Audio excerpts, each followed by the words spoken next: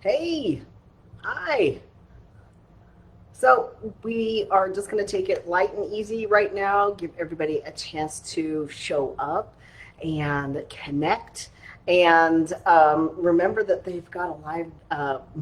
Hi, how are you? Nice to see you. How do you pronounce your name? Sylvie? Sylvie? Is it Sylvie? Sylvie? I hope I got it right. Nice to see you. Thanks for coming. So we're just going to allow everybody some time to get there. Grab your tea. I highly recommend this tea Java. It's oolong. If you've never had oolong in a iced tea, I highly recommend. It's one of my favorite. So grab yourself something to drink. Make yourself comfortable. Light your candle. I hope you're all ready for. Hi, Brittany. Nice to see you. All ready for what I have to share with you today. So, things have been crazy here. It's Sylvia. Okay, great. Thank you, Sylvia. So, things have been crazy here. My house just went on contract last week. So, we are. Is this the new house? No, this is the house that's been sold. So we expect to be moving in about 3 weeks. Those things are quite crazy. They have been for months and months as we've been doing stuff. But this is Mario, the real Mario. There's no backdrop. This is my house. And I'm hoping that today you can see maybe, hi Marissa, a little bit more relaxed Mario. I'm going to try to be conscious of time, but not let it rule me. I'm also going to try to slow down talking. You know, I don't know. Everybody has something about themselves, and sometimes it can be hard to accept. One of mine is I have too muchness. Everything about me is big. There's a lot. It seems to be my karma. And so today, when I was thinking about the divination system a while back, about 3 months ago, when we all started talking about the summer of magic, I wanted to stick with the fun, the summer magic. Those were the big things. And so when I think of summer, I think of being a kid. I think of being outside. I think of a time where I got to be creative and have fun. So that was a big thing for me. Do you have Jupiter prominent? You know what? I have no idea. That's a really good question. I've not looked at my astrological chart, my birth natal chart in a long time. I can't even remember, but thank you for saying so. I'm going to go take a look after we're done. And so I found the thing, you know, it's magical, it's creative. And I thought, oh my goodness, I'm going to have a hard time filling up because this thing, this divination system is something most all of you have already been introduced to. So I'll say that again because it's one of the hints for the live giveaway.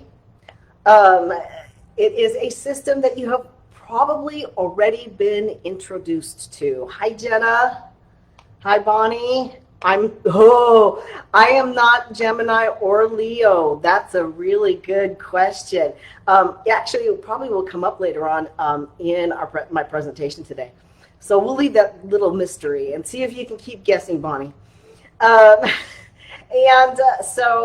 basically I thought, oh my goodness, I'm not going to have time to, it's so simple. I'm not going to have time to fill up all the time. What new can I add to this? Even though I was really, you know, into this idea that I had that I wanted to work with, I didn't think there was going to be any material or much to say. And then the rabbit hole happened. Thank you, Christina. Thank you, Christina, for yet again inviting me to share in the Summer of Magic in one of the video telesummits that you help to host or you host yourself, because each and every time I get to take a little trip down the rabbit hole. And I ended up discovering some things that I absolutely did not expect that was inside this this divination system, and I really got to tell you that I'm quite floored. Hi, Christina. Nice to see you. Oh, my new office. Thank you. You know how many incarnations of offices as I had until we got to this one. And 3 weeks, there will be another office again. Um, Hi, Mers. Nice to see you. Oh, thank you so much. Thank you. Yeah, I did work hard on this particular one, especially since we're doing the video summit, and a lot of my stuff is packed away, so I have no backdrops, and you're seeing the real Mario. So, as I said, just in getting ready for this seminar, I went down the rabbit hole. I discovered things that I just didn't expect. And that ended up being the magic that I really wanted to share with you today. It really rests on, we go through life and we make judgments. It's one of the reasons why I'm not telling you what this divination system is right now. We make judgments. When we make the judgments, we miss answers that are right in front of us, because judgments is expectations. It's, I already know what's going to happen. I already know who you are. I know how things are going to play out. And judgments don't leave room for possibilities.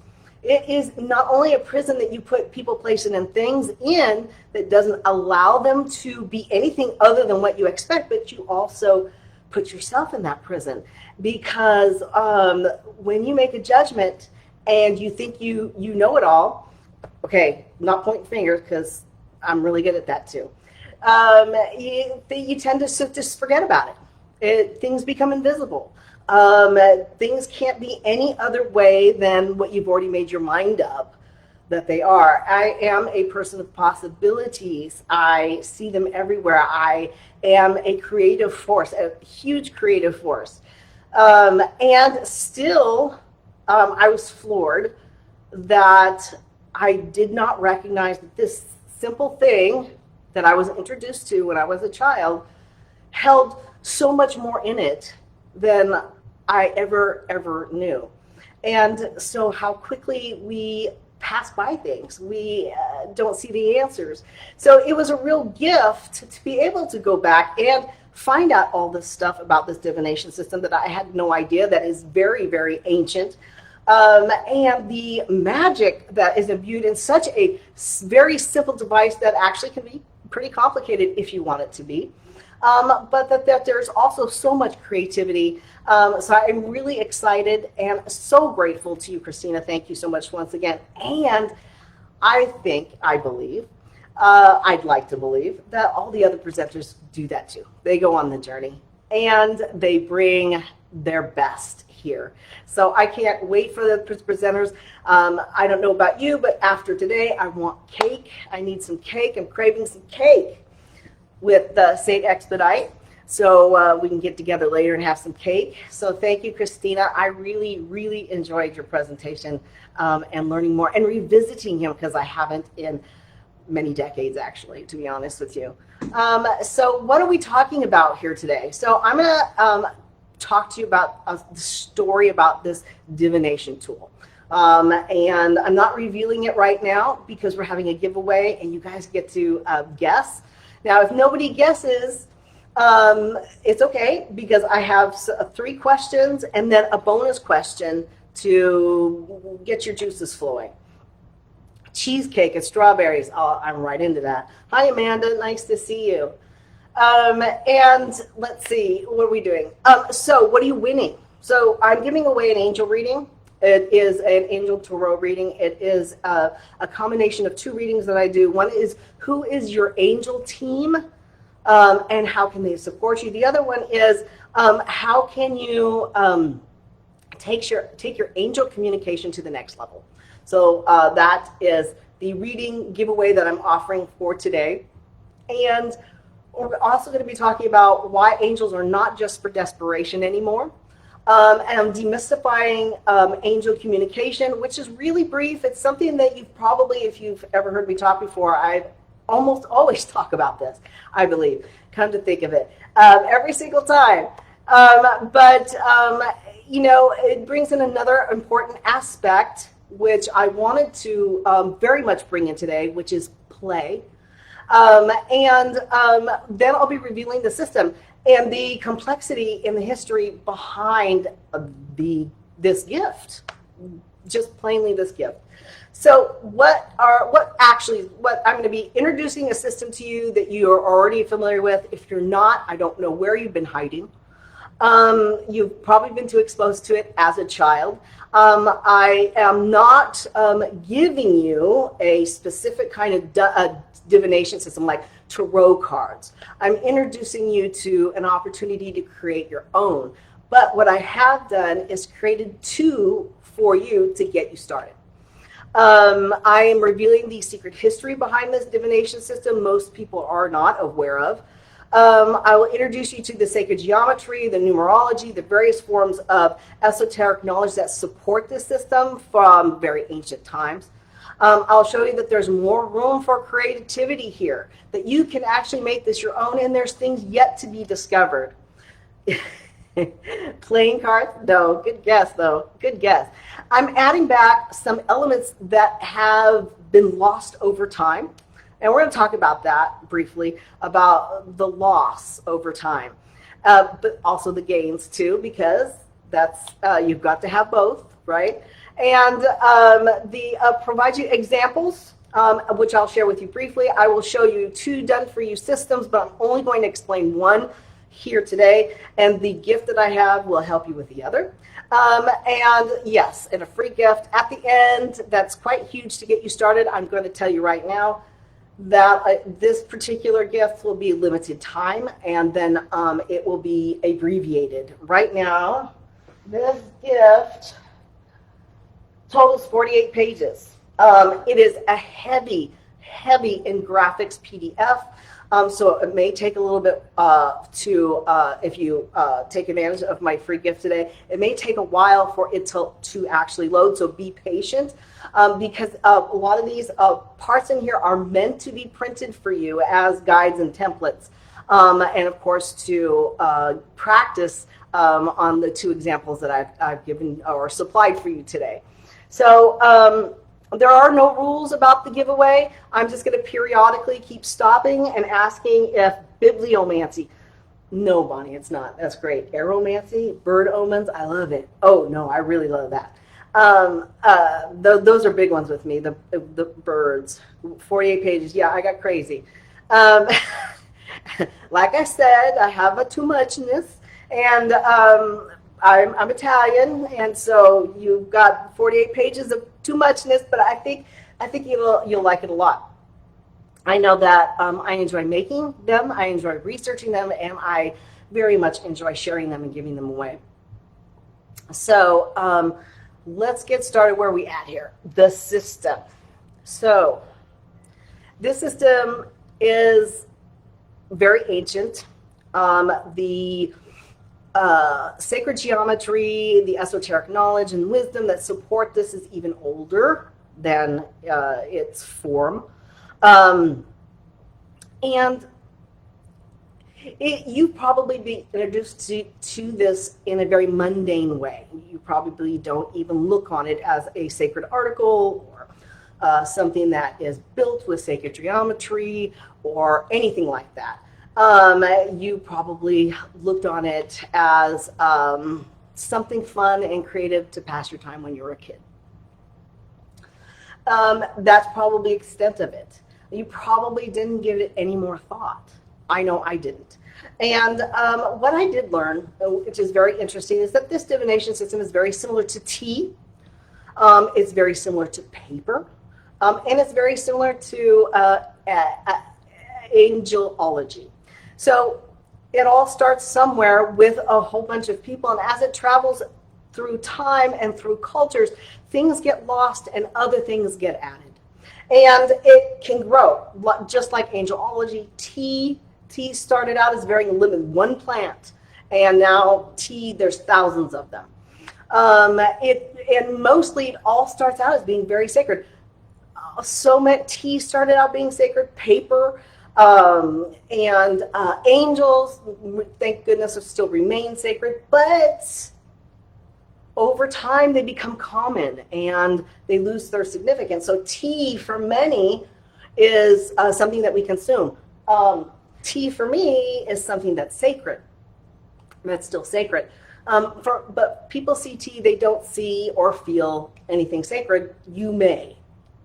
But for many people, it's common. You put your water in the microwave and you put your tea bag in and you're done and you go. There isn't anything more. And paper's the same way. We don't think of, no, I shouldn't say we, many of us don't think of anything of crumpling up a paper and throwing it away. And yet the magic and the lineage of paper and how it came into being is something very sacred. And the Chinese felt the same way when they invented it. And it was a very sacred, spiritual commodity, something that they used. It was a tool. But now paper is stuff we throw away. And so there are some wonderful innovations that happen. There are many individuals as well as cultures that participate in how it's expressed or created throughout time. And so that's why I have a little problem with spiritual beliefs and traditions and people claiming them as their own. Because the truth is that it came from somewhere else. Whatever you have now came, Brittany, I'll talk to you later, Brittany, in just a minute. Where was I? Candles are good. Chinese geomancy, that's close, but yes, but no. Where was I? So we all have wonderful innovations that have happened throughout time, but the more it becomes well known, more become comfortable with it, the less sacred it becomes. It can even lose, like in this case, it can lose its lineage. It can lose its a legacy. And that's what I really want to bring back today, that something right in front of us was so simple is actually something so sacred, or is something imbued with that. And so I'm going to give you the history and a brief rundown. It was first introduced in the New World in the United States in a book published in 1928 that was geared more towards children, maybe even women. I couldn't think of what to call them. Bones. Oh, I love bones. I did a lot of work with bones. Let's see. It was thought that it originated in Europe, and that it was largely used for practical reasons. There was, at this point in time in Europe, it was not thought of as anything sacred or spiritual. The first recorded knowledge of this system in Europe was in the 12th century Spain, and it was largely used in association with astrology. And its basis was, of course, sacred geometry. It was based on Kabbalah, which is Jewish mysticism, Christian mysticism, Egyptian and Babylonian sciences and spirituality. So it was all based on that. This astrological use of this device has a long and deep history in Ayurvedic traditions, and even in the art of Vatsu, and mind you, I have no idea if I'm pronouncing that correctly, so please forgive me, and this is the art of placement. What's really interesting is here it seems to drop off in terms of how it was used in America. So after 1928, it was basically something that children did, and that was it. And yet I found a reference in the Tabernacle of Wissahickon, which is the early days of the Pennsylvania Dutch, where it specifically calls attention to this being used as an astrological chart, as a charm, to house forbidden knowledge. So that's why it was folded, so it could be hidden. I thought that was absolutely fascinating. And as you know, the Pennsylvania Dutch, their spiritual traditions draw from many, many others. It's very, very rich. Oh my God, I almost missed this, Mario. Oh, I'm so glad you're here. Thank you for coming, Leonie. And there's Leona. I think I said hi to you earlier, but I can't remember. Elizabeth, thank you. Ouija board is not, it is not pendulums. So let's go on. At this point in the investigation, people stop. So you're not going to find a lot. They think it just goes by the wayside. However, the rest of it goes way back to China, not Japan, and the invention of paper. And when it was used ceremonially and ritually, it was invented by, it was invented by monks who went and shared it with the monks in Japan. And so a lot of it involves magic squares related to houses. Boy, that's really close. And it was often religious in nature. When it first started out, it was very serious, and of course it included writing and folding it, and that's really important for our next section. So in the next section, we'll be talking a lot about some other things, specifically about how this functions. But we do have a winner. Folded paper thingies. Yes, Bonnie. I think it was you, Bonnie, who said cootie catcher. So yes, the paper thingies where your fortune telling was your boyfriend, or yes, like origami. So I believe, didn't you say cootie catcher before, Bonnie? So if that's you, then you have won the giveaway. So I'd ask you to message me so we can get your reading going after we're done here. So very good. You caught on pretty quick. And I'm so glad that you guys were able, magic squares, you're right on the same idea, but it's not magic squares. And there's some other very close guesses there. So thank you, Bonnie. No, it wasn't you. Who said cootie catchers? It was Brittany. Brittany, thank you. Thank you for being honest. I appreciate that. Brittany, you won. So you did a great job. You were right on it. So angels, they're not just for disasters anymore. This topic means a lot to me, and I'll tell you why. I do believe that we hold our abundance, we hold our wealth, we also block it. And angels have become very common and very much like a commodity, like dialing 911, I'm desperate, come in, angel. So they've become very much associated with pain, hopelessness, and lack. And that is not everyone, but it's a very common approach that we have to angels. And I actually believe that this approach does get in the way of finding our own answers or manifesting our own answers or our own abundance. And I'll tell you why. Now, the way you communicate with people is individual. It's trial and error. You don't approach everyone the same way. What you'd say to your grandma may not be what you say to your mom. You might tell grandma the dirty joke because grandma's laid back and grandma's cool, but you may not say that to your mom. So we definitely do not, and the relationship your siblings have with your mother isn't the relationship that you have. It is very individual and it's very different, even though there are commonalities. But, you know, if you approach in the way of, oh my God, I have an emergency, how much are you going to understand the communication, the symbology? And the energy and what that angel may have for you. How can you, yes, there is an abundance of material on the internet. That is a good place to start. There are a bunch of books. There are people's personal journeys and experiences that are invaluable. But these are all places to start. They are common experiences, but not necessarily yours. So what one symbol means to someone could be something different to another person.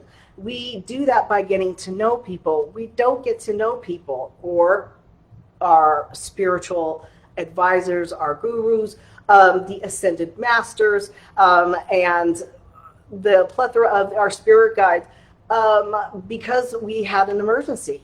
I believe that those entities are there. I believe in their willingness to help. However, in terms of communication, and that becomes a little tenuous if we're approaching in the same way every time. And this is where play comes back in. Play is the openness to possibilities and innovation. Fun helps us understand and enjoy one another. Fun and play provides positive experiences that unite and connect. And fun and play is concerned with experiencing one another, not necessarily getting anything from each other. Fun and play is also where we learn about boundaries in a relationship. We learn about boundaries in ourselves and about the other person. Play can teach us about ourselves and our partners in a casual situation where the consequences are not so lasting. And according to Plato, I absolutely love this quote: you can discover more about a person in an hour of play than in a year of conversation. I would love to say that again for you. It's very, very meaningful to me, and I hope to you that you can discover more about a person in an hour of play than in a year of conversation. Play opens us up to possibilities. Play is a creative act of abundance. I would encourage you, if you want a deeper relationship with your angels, if you want to understand the angels better, to start adding an element of play. And that is why one of the reasons why I chose the cootie catcher. It's also known as the pepper pot, the salt box. Those were the common usages at one time for this particular folding origami type of paper divination that we know of now. And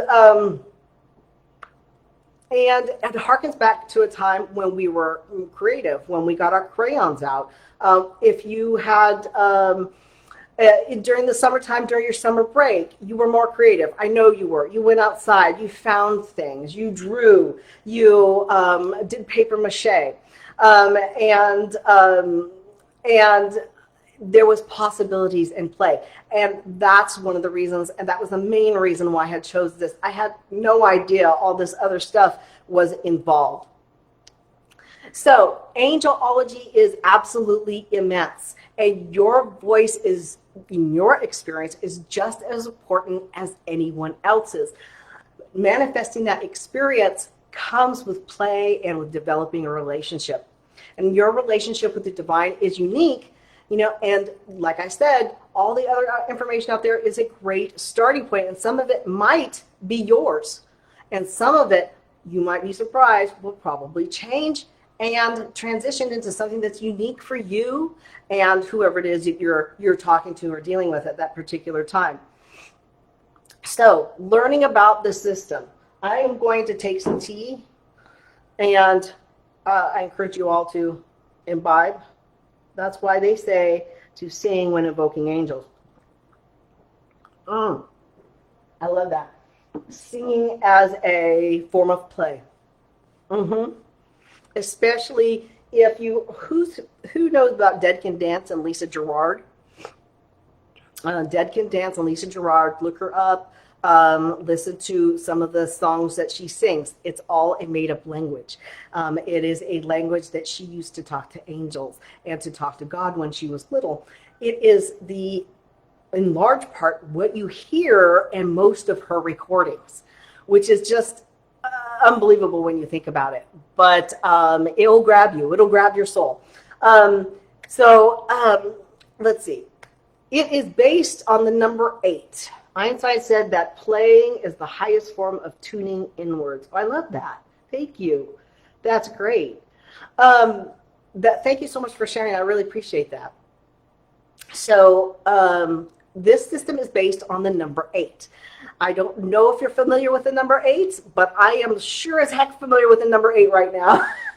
So let's just give some surface information about the number 8. In nuclear physics, it's considered the second magic number, and it is the atomic number of oxygen. There are 8 Jungian cognitive functions, and a byte is 8 bits of information, which is what your computer system is based on. In Sanskrit, 8 is the number of wealth and abundance. Buddha emphasizes the importance of the 8 attainments. In Islam, 8 is the number of the angels carrying the throne of Allah to heaven and the number of gates of heaven. God, I'm so glad there's a lot of gates getting in. Let's see. Wicca, there are 8. This one's hard for me because I don't think that the festivals and the seasons and the Sabbats are necessarily Wiccan, but most of us identify it with that. But there are 8, and so there you go. Chinese culture said it is something that they connect with generating wealth. So 8 is a creative wealth building number. Japan thought of the number 8 as a holy number in ancient times. And what's really interesting is this particular definition of the number 8, or symbology of the number 8, for the Japanese is very similar to infinity, which when you turn 8 over on its side is the symbol for infinity. In astrology, and somebody was asking me about my sign, so here you go. In astrology, the 8th astrological sign is Scorpio. That's who I am, Scorpio. Many domes that are built have a 8-sided structure that they use that supports the dome. And you can find 8-petaled star or flowers on tops of these domes that decorate these domes. And it is often found in tile work, in the Middle East and in Middle Eastern architecture, but there's more. So the hieroglyphs of Phaistos, which is somewhere in Crete, dating back at 2000 BC. There was a tablet, a disc that they found. I don't know if you can see this. Hold on. Where am I at? There we go. So this is a disc that we found. This disc had a whole bunch of 8-petaled flowers. Now they call them stars, 8-petaled flowers. And in the book of the hieroglyphs of the Phaistos disc, Vitaly Sermon, he's a linguist, uncovers the meaning of these symbols, which actually helped define what the meaning of this symbol is. This is a pre-Hittite carved emblem that date back 4,500 years. And because they were able to, what's the word here? Translate what it means, they were able to come up with what this means, which is a symbol that I've grown very fond of. This particular symbol means the source of divine light. This is the source of divine light. And later we'll come back to why these wings are important. So 8 also is representative of cause and effect. So you can't have one without the other. It's associated with fate and destiny, justice, as well as resurrection, immortality, and prosperity. But 8 in our cootie catcher, in our divination system, is also very important because we talk about spin. Spin, spin, spin. So here is a color map of the divination system that's embedded in this folding origami fun thing that we know of from childhood. And it is all based on the number 4 as well. But the idea is that it's turns so that the square fits in with a square, fits in with a square. And basically, the idea of this is that it goes on for infinity. but that it spins. So that is the only way that this particular sacred geometry can occur, is if the square spins. Otherwise, you'd never have all of this geometry on this page. And spin is essential to your life. Spin is in everything, imbued in everything around us. And without it, there would be no life. So there is spin in atoms and particles, and that cannot be stopped. And the scientists have posed, if you could stop it, because you can't stop it, if you could, what would be the result? And the result would be a world that we can't even conceive of, because everything depends on the spin of these atoms and particles. And which is very interesting because it's imbued, the spin is imbued here. So it can be said that it gives it life and it gives it motion. And the spin is also very possible that's representing of the wings. Simply because very often you'll hear of chakras referred to as spinning, but we also talk about vibration.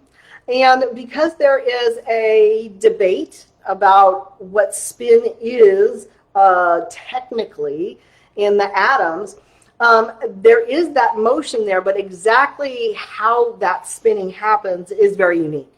And so I wonder if when we talk about the spin of atoms and the spin of things, all things in life, of our world, of our galaxy, of our planets, and of other things, that are we talking about vibration? Is vibration a word that we are using for spin?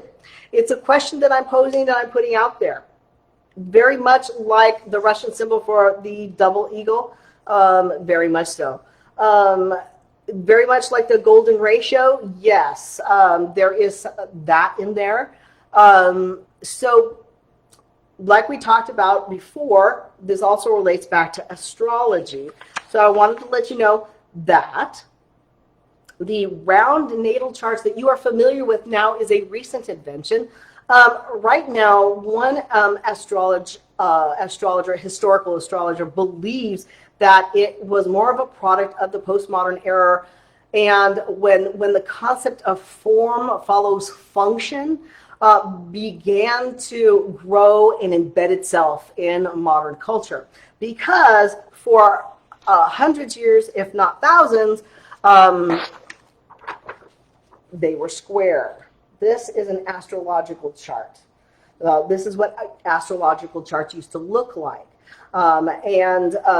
It was very square, and you can see the similarities to each other. But they also get what's in there as well is this is also about the spin, but it was explained this way. So let's see, where my camera here. There we go. Let's see.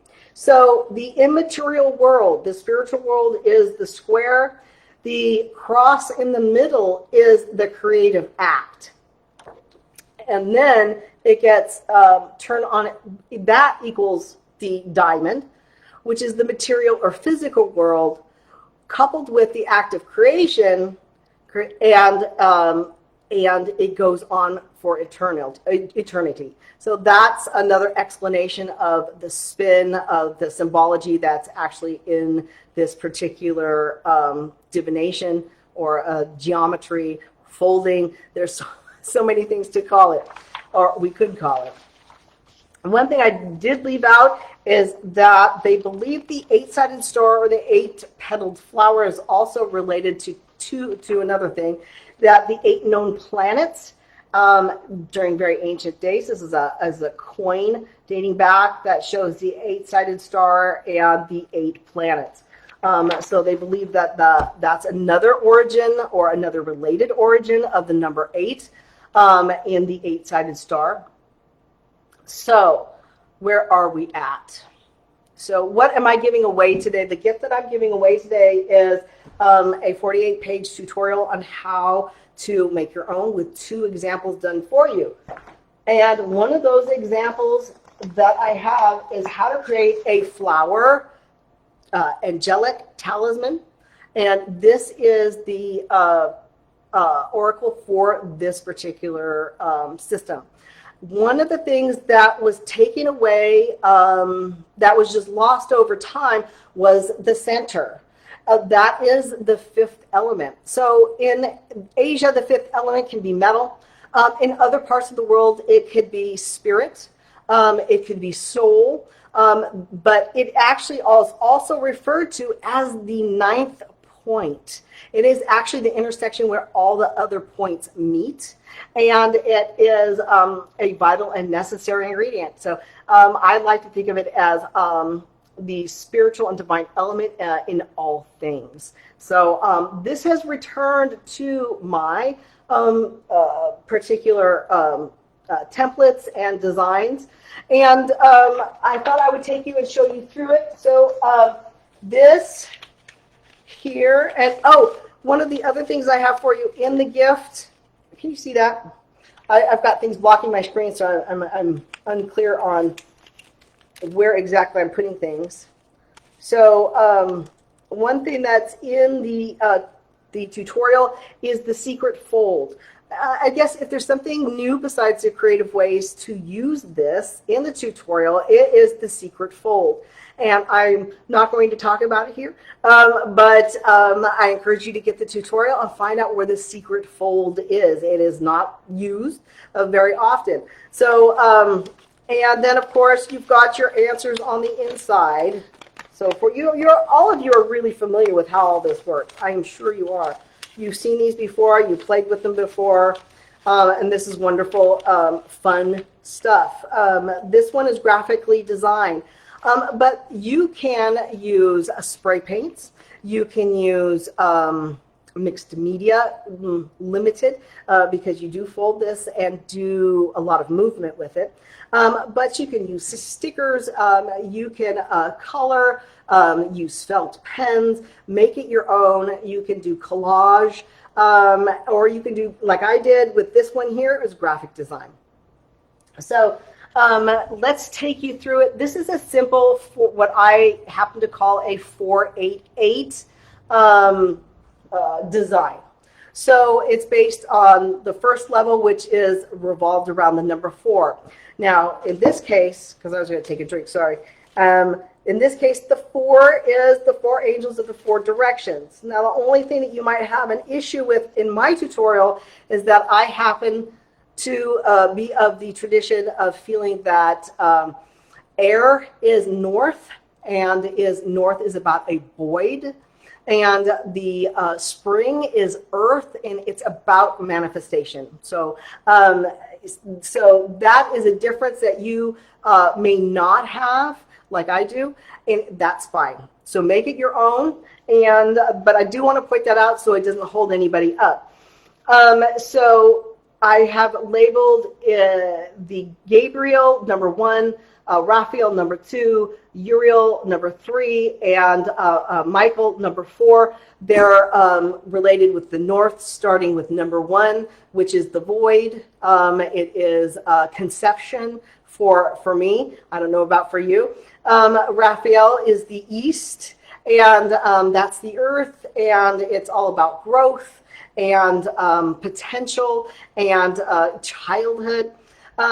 Uriel is south, and typically this is associated with fire, but I'm also using each one of these as the ages of man, which is conception, birth for the east. The south is being an adult, and the 4th is maturity and the kind of winding down of life. So those are all the associations. They're not all the associations, that's a lie. And those are some of the associations with these particular angels. They, the number that you choose the angel that you want. So the angel that you'd wish to work with, the angel you wanted to ask the question of, the angel that you want to get the guidance from, the angel who's going to refer you to other angels that can help you, because that really is what this particular divination system is. It's contacting the angel of your choice and asking him for direction on what is it that I need? What kind of energy do I need to support blah, blah, blah. So that could be an intention, that could be an activity, it could be many, many things. What energy, what other angels do I need support from to be able to do whatever?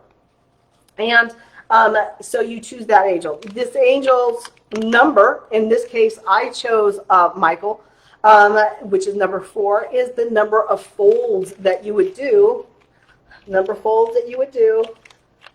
to pick out the rest of the numbers. Going through that, the 484, so you've got the 8 numbers. Now, they don't necessarily have to be numbers. I've seen other people use other symbology. And LaTanya, take care. We'll see you next time. Thanks so much for coming. And, of course, your answers on the inside.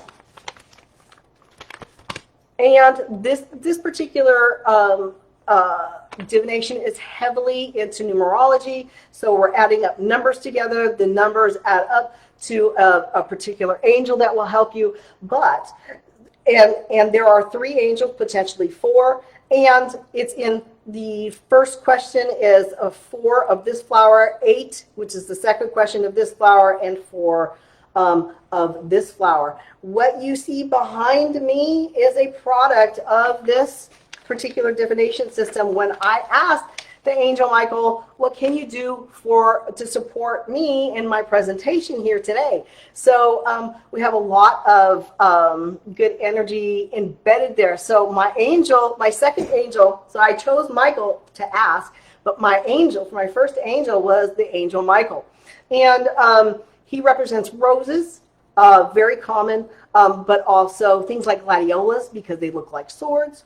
But he's specifically associated with roses. You will see that since it's the number of flowers, which is 4, you'll see hopefully back there 2 sunflowers and 2 roses. So what does that mean? What kind of energy are we talking about? We're talking about the Archangel Michael comes with the energy of leadership, truth, and light. He's associated with visions and prophecy, but he also promotes and supports efforts involving business and business ventures, professional success, areas of growth, and enlightenment. So my second angel was Jophiel. Hopefully I pronounced that right, and she's the angel of beauty. This happens to be the purple flowers that you see in the back. So now, typically there were mums and there were some other flowers, but we'll talk about flower choices in a moment. So, but Jophiel, so everything starts with beauty for her, and where it starts with beauty becomes illumination. And that's one of the reasons why I absolutely love Jophiel. She's the angels of artists and creativity and of problem solving, of creative thinking, as well as enlightenment. So having 8 of those purple flowers there really, really help. So Raphael is our last angel, and that's the angel of hope. It is the yellow flowers, the smaller yellow flowers that you see, and responsible for guiding divine visions. Okay, that's sorry about that. my babies got a little worked up. So it's also about guiding and assisting on our internal journey and traversing our internal landscapes, which is definitely something that I did and continue to do up until the very moment that I absolutely, came on here. So that is the energy that's supporting me. I hope you feel that today. And the next one that I have for you is the angel Raphael. This is green with white hearts. Green and white are his colors. Heart is, he is the angel of the heart chakra. And when you put it together, this particular oracle creates a heart. And it is all numbers. It is all numbers. I don't know if you can see that. In the middle, I have 8 hearts for the 8-petaled flowers. And this particular one is all about tarot cards, numerology and tarot cards. And it answers the following questions. What are you seeking? What are the underlying energies that you may be unaware of with what you are seeking? What is in the way? What are the obstacles? What is the results or the goal that you need to be seeking? What needs to happen here? So in order for there to be a resolution or an understanding or however that needs to happen, what is it that needs to happen here to get from point A to point B? And what is the issues with taking action? What if you took action to manifest the guidance here in this reading? What would you run into? And what is the focus? What is the intention of the action, that kind of energy that you're carrying around with you when you take action? And the last card is calculated to determine who the best angel is to work with you on this particular matter. And there's dozens, they're not dozens, but there's close to a dozen of charts in here. So you can find out and look up your card and the angel associated with that card and the key words and the key meanings of the card. You can make this divination system as complicated or as simple as you like, but I encourage you to get my gift and start playing with it, start playing with your angels, and make your own. Make your own. So is that it? Is that all I have for you today? Show us your dogs. Oh, if I can get it back up here, I will show you my babies. Hi, Latanya. And so is that the end here? It is not the end. It is not the end. So you know you have the talismans, but you have the actual oracle. This happens to be a light that is dedicated to the angel Raphael. The yellow that you see here are actually phemo beads that are lemon slices. Lemons are associated with Archangel Raphael, as well as the color green and hearts. And his number, believe it or not, is the number 8. So you know that this system is also based on the number 8. I've got 4 in here for stability, for foundation. That's what the 4 represents. And of course, you know 4 is a big, big number here. You can also put your old divination systems together. You can create a tapestry you could put over your altar. But way back when this particular folding divination sacred object was developed, it was often burned in fires. So what happened was with origami started out as a spiritual practice, and they became charms. They became ways of sending energy or asking for help, and they were typically decorated, written on, and then they were folded. What happens after that, I'm not really sure, because I would expect that they were put into altars, they were put on tombs, a lot of things that they traditionally did, but where they mostly ended up after that was in the fire. So you can burn these and send them as a petition to the angel that you have been working with once you're done with them. But you can also, depending on which angel that you're working with, turn them over and send them down a waterway, like a little boat. Send them down the waterway and say goodbye. You can also bury them. That was another very common way of ceremonially dealing with these particular sacred energies that were imbued in the origami. They were given to deceased. They were put in their burial chamber, or they were buried or buried with them. So they also were almost sent with the particular ancestor who passed away, that kind of energy.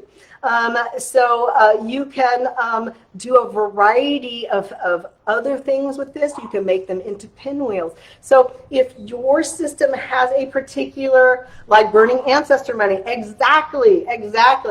So you can make this into a pinwheel. It can blow in the breeze. You can think of it as energy moving upwards toward heaven, or wherever you believe that it's going. But it's definitely movement of intention. So whatever your intentions were with creating this, with who you were working with, you can actually get those intentions moving physically with putting it into a windmill, like you did when you were kids. I know you did this. So there's a lot more yet to discover, and I've covered so much here. Does anybody have any questions about anything that I said today, about this particular system, and or anything like that? Besides you wanting to see my dogs.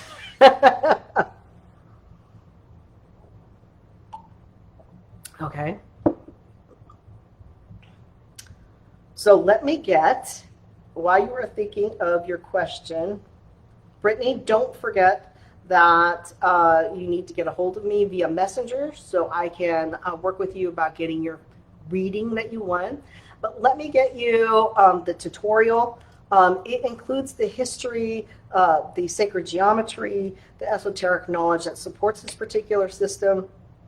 It includes correspondence charts, and it also includes an explanation of everything that went into its history, angel correspondences for the directions, the secret fold is in here if you wanted to take advantage of the secret fold. My favorite thing to do with the secret fold is to use it as a yes-no oracle. What else do I have for you? And then, of course, I have the templates actually in here. All you need to do is print them and cut them out and fold them. I also have clear templates in here so that you can make your own. Now, you can trace them, or you can print them out and use them that way. I also have a design map, so you can take advantage of the many different designs, because it's not just 4 questions, 8 numbers, and 4 answers. There's a lot more. Of course, here is the blank template right there. And there is the numerology correspondences. There's planet correspondences. And, of course, there is the tarot correspondences, too, with the angels. Thank you so much. Thank you. Now, if you would like, I'd like to invite you to go ahead and create your own system and share it with me. I'd be glad to post it on my social media, feature in our newsletter. I'd love to see what you can come up with, how you made it special, how you made it your own, any innovations, because there's actually way more here than I could ever put in this tutorial. There is so much creativity other than what we knew of as kids. And I hope that you can reconnect with your playful side, that you can reconnect with your creativity of getting invested and making this your own, and of finding fun and the magic again in your summer, using this divination system and connecting and communicating with your angels. Again, I can't wait to see what you come up with, Leona. Is there any questions before I go? Any questions before I go? This is just to let you know, if you're interested in making something like that, this is a total of 6 of the origami folds all together, and it does take advantage of the secret fold in order to add stability. So there's 4 on the sides, 1 on the top, and 1 on the bottom. You can turn it upside down and hang it if you like something over your altar. You can also make it really big, so be sure to look it up on the internet. Cootie, a light fixture, they can get really big. And Oh, great. Thank you so much, Christina. And again, you can make this like a quilt, and you can make them into a scarf. If you wanted to do that, there are lots of different things you can do when you're done with your cootie catcher, your salt box, at your fortune teller. Thank you so much for allowing me to share with you today. It's been a delight to see you and interact with you, and I hope to see you again soon. Thank you so very much. Bye-bye for now. How can we connect with you? Thanks, Christina. I'm glad I didn't hang up. You can connect with me at tarotandritual.com. That's TAROT, the letter N, and the word ritual, RITUAL.com. And you can also catch me on Facebook and Instagram. Now, on my Facebook, who am I on Facebook? I don't know who I'm on Facebook anymore. So I am Tarot and Ritual on Facebook. I am, Tarot and T on, hold on, I'm Tarot and T. I'm Tarot and T on Facebook. But